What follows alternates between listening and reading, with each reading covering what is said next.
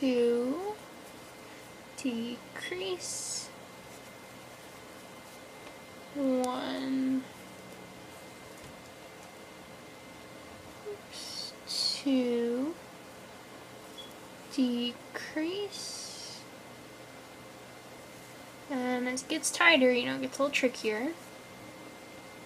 So we're just gonna poke it in there. 1, 2, oops,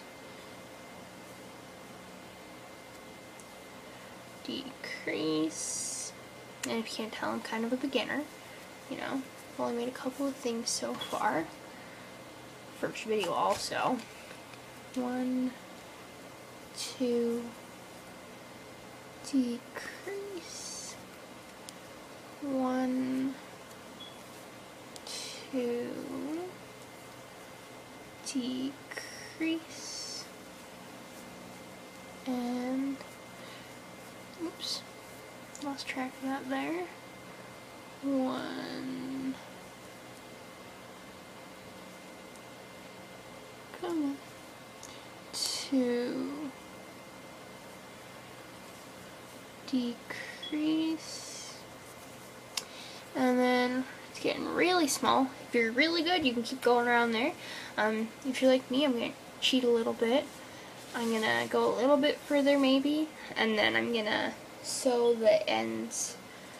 We're going to cut off the length of this and then just stitch it closed. So go a little bit further. 1, 2, decrease, pulling it tight, and yeah, that's probably about as small as I'm going to be able to get that. So then we're going to grab scissors, unsheath my scissors, cut off the length. We're just going to go with about that much. You know, just enough. And let me grab my tapestry needles.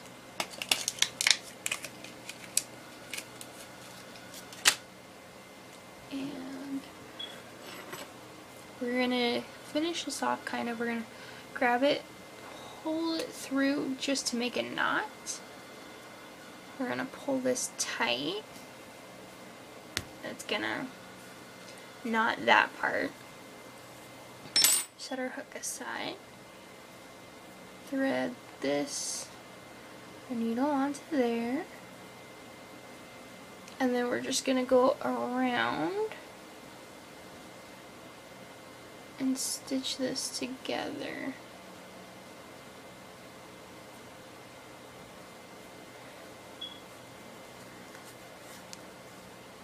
And that'll kind of pull that tight. And it doesn't have to look perfect or anything, because this is probably where I'm gonna put the tentacles anyways for my octopus.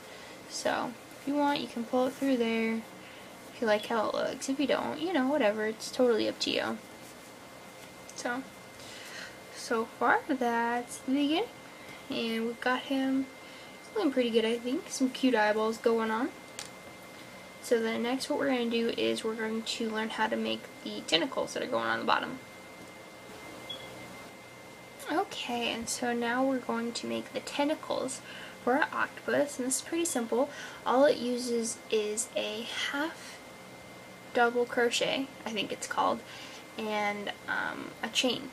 So we're going to start by making a slip knot, and there are all kinds of different ways to do this. Whatever you do is what works, right? So to start out, I'm just going to chain 15. 1, 2, 3, 4, 5, 6, 7, 8, 9, 10, 11, 12, 13, 14, 15, and it's going to get us our chain of 15. And I might need a little bit more yarn. Grab that real quick. And then this is going to be your half double crochet. So we're going to skip the two closest to the hook, and we're going to yarn over, put it into the top loop, yarn over, pull that through, and then we're going to go through all 3 of them, and that's half double crochet. And for the end bit, I just like to do it once, because what we're going to do as we go back is we're going to do increases, which is going to create that kind of curly look that they get. So yarn over, insert into the top loop, yarn over, pull it through, and pull it through all 3 of those. And if you're having trouble seeing, I know my camera is not extremely high definition, what I would do is I would go on YouTube and just look for how to do a half double crochet. I'm sure there's some really great videos out there for how to do that. And then, so we've just done that in each of these chains coming back. And for the next one, I'm going to increase. That's going to start causing it to curl. So we're going to go yarn over, through the top loop, yarn over, pull it through all 3 of those. And then we're going to go and do that again in the same hole. So yarn over, same spot, yarn over, pull it through all 3 of them. And we're going to do that a 3rd time in that same loop. It's going to create it to be really curly. So yarn over, same loop, yarn over, pull it through, and pull it through all 3 of them. And it's going to look like kind of a huge loop, but later you won't be able to see it, and you can kind of pull it a little tight to get rid of that anyways.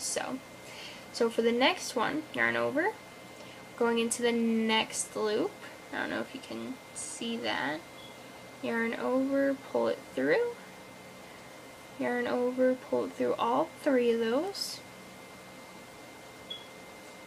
So and then we're going to go into the same loop again, yarn over, same loop, yarn over, pull it through all 3 of them. Oops, looks like I got a little snag. There we go. Pull that through there. And then we're going to do one more to make it extra curly, yarn over, same hole, pull it through. And the next one, I'm only going to do 2. Yarn over, top hole of the next one. I know this is really hard to see, but it's this top hole of the next part of the chain. Yarn over, pull it through. And we're going to do one more in that one. Yarn over, pull it through, yarn over, pull it through all 3. Got that going on. And then we're going to yarn over and go into the next chain. Kind of see, go in there, top part, pull it through all 3. And for this one I'm going to do 3, so this one's going to have another one. And one more.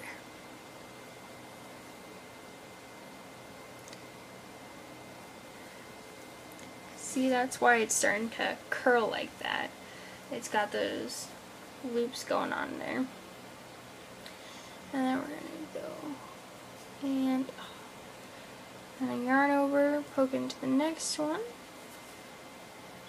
We're just going to keep going. You can do as many increases in these as you want. I like to alternate between, 2 and 3, because 3 makes it extra curly and 2 just starts to kind of give it a curl. And it really just depends on how curly you want your tentacles to be. Also, because you know, each tentacle is going to be kind of different. You don't want them all to be exactly the same. Some of them are going to be longer, some of them are going to be shorter, because that's how animals actually are. I mean, they aren't all uniform, that's for sure. People are like that too, so just go ahead and poke that through there. Get a little bit of this going on.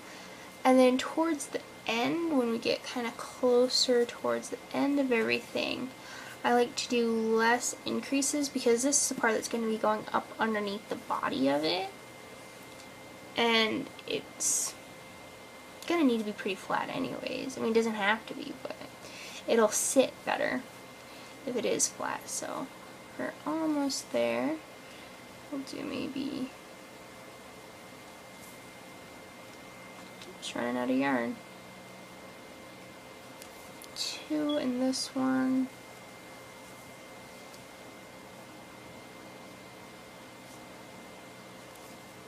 Grab a little more yarn here. And then 1 in this one.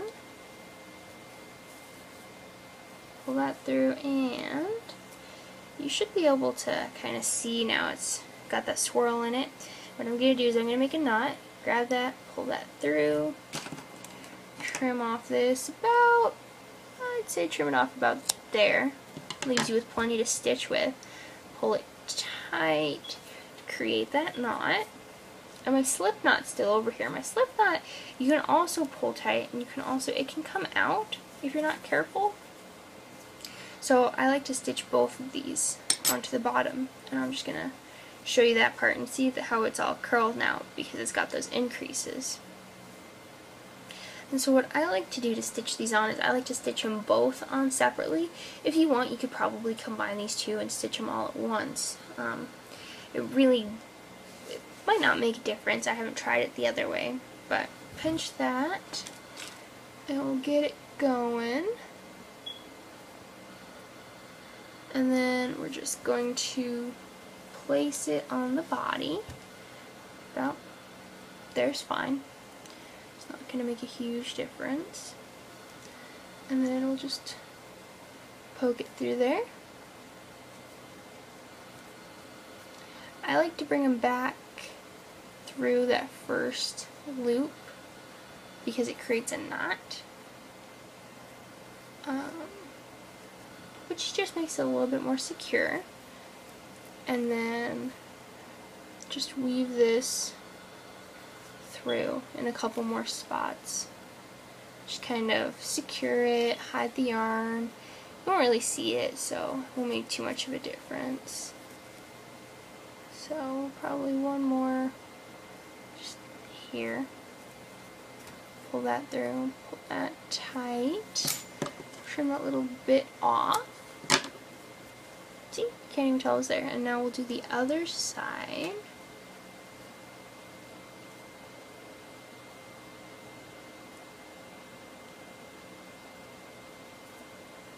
Oops.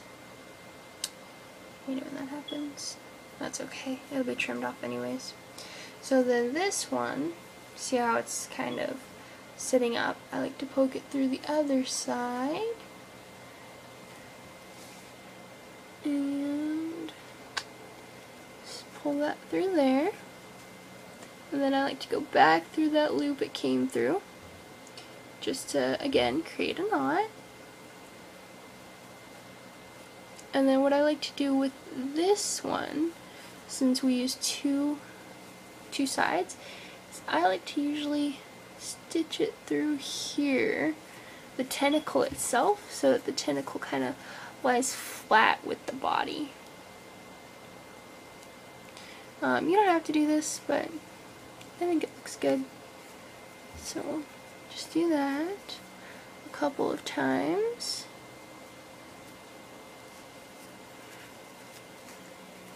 And then, oops, you can see that. There we go, pull that through. That kind of secures it to the body a little bit. And then we'll just weave this through a couple of spots. and we'll just snip that off. And there, now he's got a little tentacle. It kind of looks goofy, I know, but it'll look better. So, go ahead and do a couple more of those. And as you can see, I've got my completed octopus. I went and embroidered a little mouth on him because, you know, he looked a little bit plain the way he was, I thought. I might add some eyebrows also, but I should have done that before I closed him.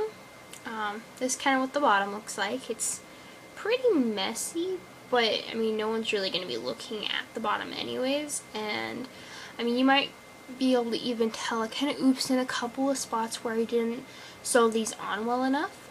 They started coming a little bit unraveled, and all you do if that happens is you take, you know, another length of your yarn and however long, not too long, maybe a couple of inches, and then you just stitch, make a couple of knots to tie it into place.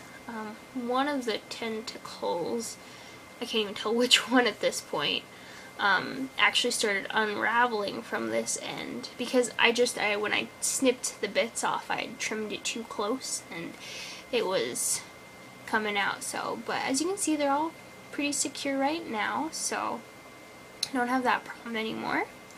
And you know, that's what he looks like. He's a pretty happy little guy, huh? I'd be happy if you had comments or questions. Feel free to email me or post a comment to this video.